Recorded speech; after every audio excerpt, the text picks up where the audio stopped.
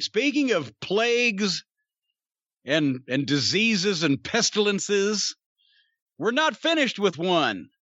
Another one of the people who kept telling me how I needed to modify my behavior and what a rotten person that I was in general. Those people are hard to find these days because most of them got run out of town for some reason or other. But one of them's perked his head back up. We're playing whack-a-mole with Joey Ryan again. Is this correct? Yeah, seemingly, I would say surprisingly, but nothing surprises me with this dirtbag. Seemingly, he is now attempting to sue the women who came forward anonymously with stories of alleged sexual abuse, sexual pestering. And I think it was that. You know what? If that is not a legal charge, it should be sexual pestering. I believe it was somewhere around 20 different women that came forward with stories about little Mr. Meehan. Meehan the wee man, I guess we could say. And now he, in a pathetic attempt to get some money out of this, possibly even try to get a career back in professional wrestling, is now attempting to sue several of the accusers. But by the way, they didn't use their names when they made these accusations, so it is telling that right away he knows who these people are. Well, I was about to say, even though, the press is not just, willy-nilly bandying their names around, he immediately knows, that's so-and-so told that story. Well, I know who that was. Besides that, though, I've heard the amount, $15 million bandied around. There's millions of dollars in damages for this. He's, I guess, what do they say? He's not testifying, but he is complaining in his complaint. He is affirming or asserting that he's lost $20,000 per month and more in income from his wrestling career. Does anybody legitimately believe that? And here was the best thing, the thing that he could have blown out of proportion. He said he lost $500 a month on Cameo. Well, from what they've asked me to do that, I don't have time. I know a lot of people have wanted it. Maybe one of these days when I have more time. But the point is, you charge like $50 for that. So he's saying I would have done 10 a month. He could have blown that up because who would know? But then he said, but I've lost $20,000 a month in wrestling bookings. That would mean if he worked 4 days a week at his full retail asking price that he'd like to get from everyone and probably very seldom does, he might make 20 grand on wrestling payoffs before a pandemic. I have the breakdown here from the complaint. Well, let's go through it then, shall we? And let me just make a little bit of a clarification. With Cameo, you could charge whatever you want. So if you wanted to say, hey, if you want a Jim Cornette video, it's $1,000, I don't have time, that's what the price is. It's not necessarily just $50. He may have been charging $35. I don't know. But here it is. Then he did 14. As to all of the defendants' conduct above and below described, specifically since defendants have published their statements on social networking sites, plaintiff has A, lost followers on his Twitter account of at least 11,000 followers and is no longer getting 1,000 followers per month as plaintiff was prior to defendant's statement. Oh. Lost followers on his Instagram account. At least 8,000 followers, and is no longer getting 1,000 followers per month, as plaintiff was prior to defendant's statements. I wonder is that a lot of people to get, because I block as many as I get, so I've been stagnant for a while because I'm going for the world block record, and I block all the Republicans. But, 1,000 a month when you get up and, is that worth any money? I don't think you could actually, WWE has shown that you could tout amazing social media numbers and it means nothing to the bottom line. So I think that doesn't mean much money-wise, but let's go to the rest of these. Lost venues for his bar wrestling promotions, including Bootleg Theater in Los Angeles, American Legion Hall in Baldwin Park, and Glass House in Pomona. Pomona or Pomona? Pomona. Or Pimento. Pomona, Wanalea. When the American Legion Hall tells you to piss up a rope, your reputation has been dashed to the bits. Lost revenues from bar wrestling in the amount of $1,500 per month from distribution and streaming services, and $2,000 per event, with 2 events per month. But he wouldn't have held any of these events because he wouldn't have been able to because they closed the bars and there's a pandemic. That's actually a very good point there. Lost revenues from merchandising in the amount of $1,000 per month. Lost revenues in that's all he was doing in merchandising? I guess so. Good Lord. Lost revenues in his Patreon account in the amount of $3,000 per month. Wait a minute. So he had more people paying Patreon than buying his merchandise. It seems like that would be the other way around. Lost revenues in his Cameo account in the amount of $500 per month. Actually, there's the problem. There was he was actually paying people to order a Cameo from him. Lost revenue, a small amount. Lost revenues from his Twitch account in the amount of $1,000 per month, plus subscription shares and tips from subscribers. He's taking tips. Like Norman Frederick Charles, the Royal Kangaroo, when I managed him in the summer of '83 in Georgia, he had a thing he would do whenever we went to the buffet or we went to eat lunch or whatever. He'd ask the waitress in that accent. He'd said, "Are you allowed to take tips?" Oh, she says, "Oh, yes, sir." "Well, then take a tip over there and get me a glass of water, would you?" But then he'd be nice and he'd laugh. And sure, the water came with fresh spit. Yeah, right? No, he would be very nice and friendly then. And then, but if you said something and he would say, he'd hold his hand up to his ear and he'd say, "I can't hear you. I've got an ear infection." And finally, lost revenues from wrestling performance bookings of $8,000 to $10,000 per month. Now, I saw more than that. Well, I think it's this plus the total of these other figures. Okay. Is where so the $20,000 was made at $10,000 a month wrestling. Weren't there texts floating around from some of the disgruntled people who have dealt with him before that he was like, "Well, I can't work for less than $400, man. I've got some standards." I don't know about that, but I've seen plenty of videos in the last year where someone sends you the screen cap and it's him in front of 80 people doing his shtick. So I don't know who's paying him all these big fees to do his comedy that's part of the reason it all went to his head when he started living like a rock star and he felt the need to take advantage of all of these.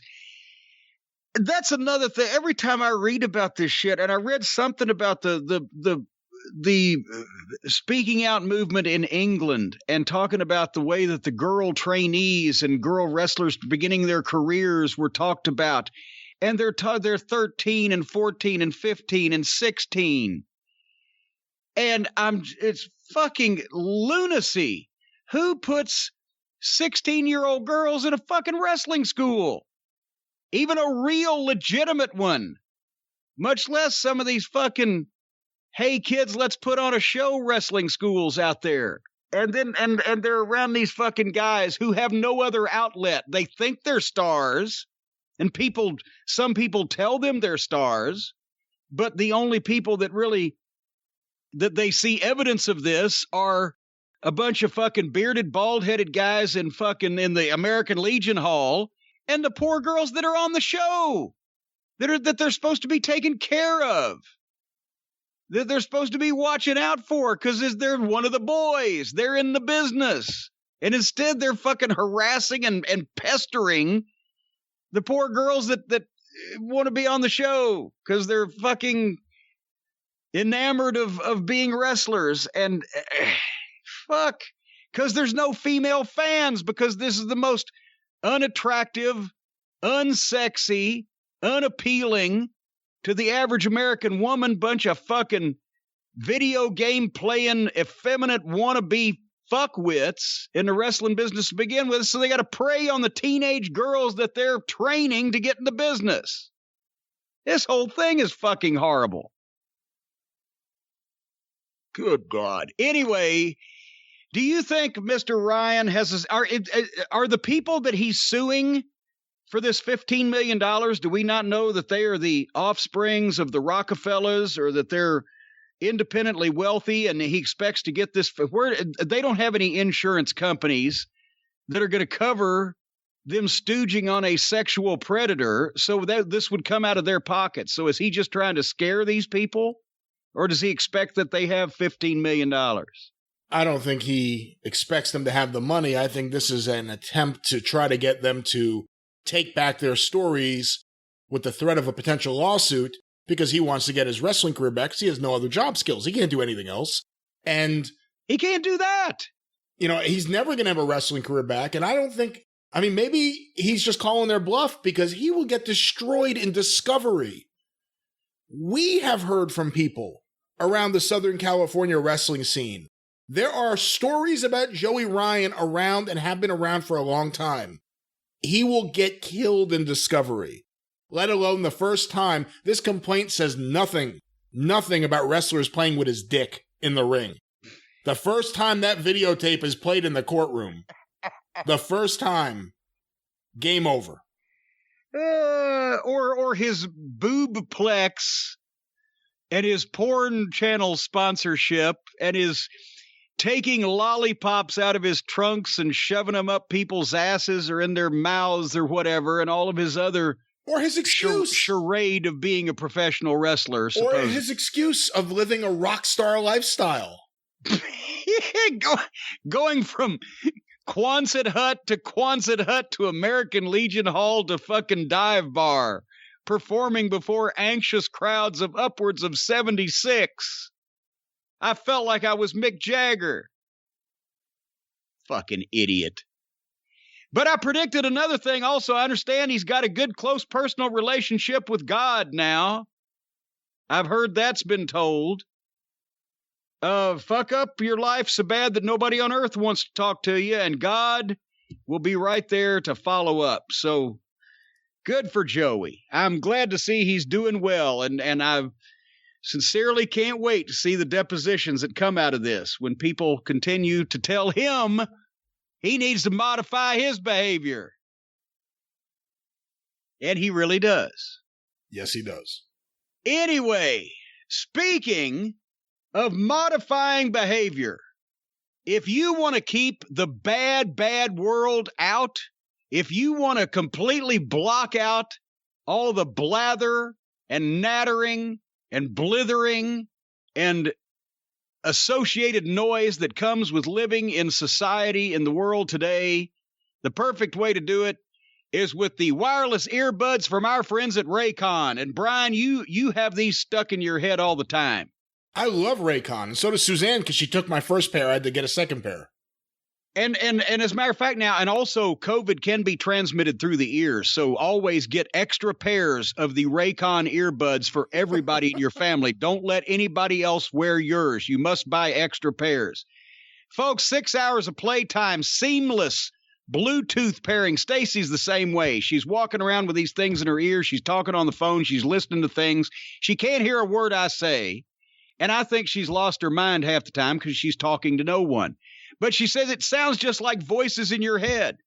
And we're all familiar with what the voices in our heads sound like. More bass, a more compact design, noise isolating fit.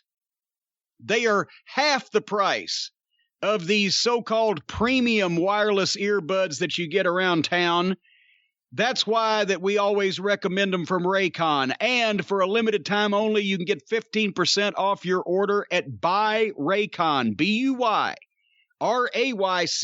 buyraycon.com/JCE. Buyraycon.com/JCE, 15% off the Raycon Everyday E25 wireless earbuds. Make sure to check it out now while the deal's still running. You don't want to get left out. Buyraycon.com/JCE and shut the world out of your head. Just listen to the voices. What voices? The voices in your head. You can't hear them? You've pressed the mute button again, Vince. Press. What? If you can't hear the voices in your head, you press the mute. I told you that story. All the cult members know the story. We're sitting there at Vince's the one day, and he calls the cable repairman. The guy comes in, and he says, "Yeah, pal, it's back there. We got no sound." And the guy's back there for 30 seconds. He comes back out with a remote in his hand and he says, sir, right here, the mute button. Boom. Take care of that. Vince pulled out a $100 bill and gave it to him. Thank you, pal. Billionaire. They had to show him the mute button. Television producer. And it can happen to anybody. Speaking of happening to anybody, what's happening with you this week? You've already played half of one of the 605 shows earlier in the program. I love King Ripper Collins. What else is going on? Another action-packed week on the Arcadian Vanguard Podcast Network. Get information about all shows on Twitter at Superpodcasts or on Facebook, facebook.com/Arcadian Vanguard. A few news and notes here. Of course, the latest episode of Breaking Kayfabe with Baldwin and Barry is up right now. The boys are celebrating their 3-year anniversary on the air. Check it out today at baldwinpod.com. Available wherever you find your favorite podcast. Also want to make mention of the latest episode of Stick to Wrestling with John McAdam. The wrestling humorist Scott Cornish is his guest for a great talk about wrestling and punk rock. Is that his gimmick now? Is that Scott's gimmick, the wrestling humorist? He's the noted wrestling humorist, actually, if you really want to know about it. Is he actually the wrestling humorist? No, that's Bill DeMott. Well, Scott looks nothing like Bill DeMott.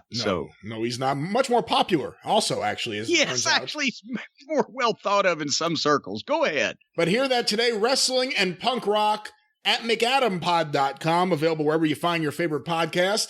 The latest episode of John Arezzi's Pro Wrestling Spotlight, Then and Now, reviewing classic episodes of John's landmark wrestling radio show from July of 1990. We have an episode with Dave Meltzer, going over the latest news, the Brutus Beefcake parasailing accident as it happened, as well as a pretty nutty phone call from Ox Baker. Hear that today and all the details behind it at pwspod.com, available wherever you find your favorite podcasts. And of course, the 605 Super Podcast, the Mothership! Damn you, vile woman! Well, there you go. You need a South Park soundboard over there. Somebody send me one. So there we go. You're going to get like 15 in the mail in the next couple of days. The latest episode in production right now should be up later on this month. Later on this month? It's the fucking second day of the month. That's right. It'll come out in October.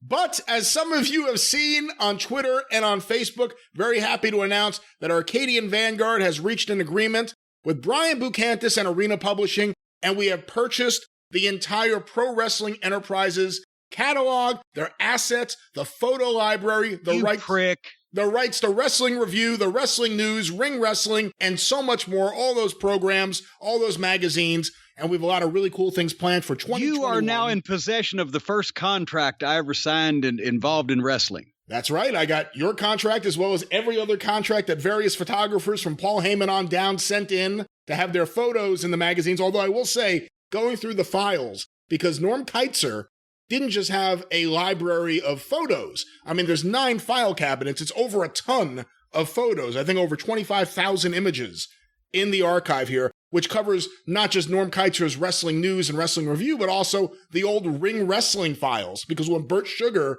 took over the magazine, Tom Burke was there. Tom Burke hates Bert Sugar. Tom Burke told me, he said, Bert Sugar said, we're sending everything to Keitzer. Send all the files to Keitzer.